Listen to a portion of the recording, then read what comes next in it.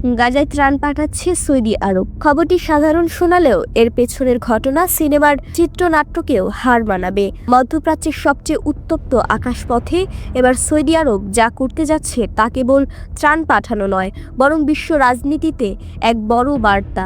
শোনা যাচ্ছে দ্বিতীয়বারের এই মিশনে কার্গো বিমানের পাহারায় থাকছে সৌদির দুর্ধর্ষ সব যুদ্ধ বিমান।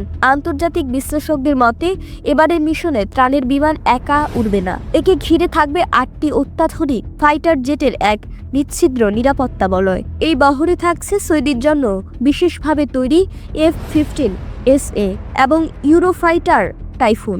F-15SA এর শক্তিশালী রাডার একসাথে 17টি টার্গেট লক করতে পারে, আর টাইফুন ছুটতে পারে ঘন্টায় প্রায় 2500 কিলোমিটার গতিতে।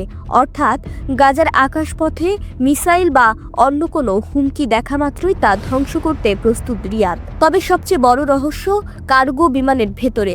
গোয়েন্দা সূত্র বলছে সেখানে গোপনে মোতায়েন থাকতে পারে সৌদির এলিট প্যারা কমান্ডো টিম, যারা সাধারণত রাজ পরিবারের নিরাপত্তায় নিয়োজিত থাকে। বিশ্লেষকদের মতে মিশর যদি তাদের আকাশ সীমা খুলে দেয় এবং সৌদি মিশর যৌথভাবে এই অপারেশন চালায়, তবে তা হবে এক বিশাল গেম চেঞ্জার। ইসরায়েল হয়তো দূর থেকে সব পর্যবেক্ষণ করবে, কিন্তু 8টি যুদ্ধবিমান আর 2 আঞ্চলিক শক্তির সামনে সরাসরি হস্তক্ষেপ করার সাহস দেখাবে না। এটি কি শুধুই ক্ষুধার্ত মানুষের জন্য খাবার, নাকি মধ্যপ্রাচ্যের আকাশে সৌদির নীরব শক্তি প্রদর্শন? আপনার মতামত কি? কমেন্টে জানান এবং নতুন আপডেট পেতে এখনই সাবস্ক্রাইব করুন আমাদের চ্যানেলটি এবং পাশে থাকা বেল আইকনটি ক্লিক করতে ভুলবেন না।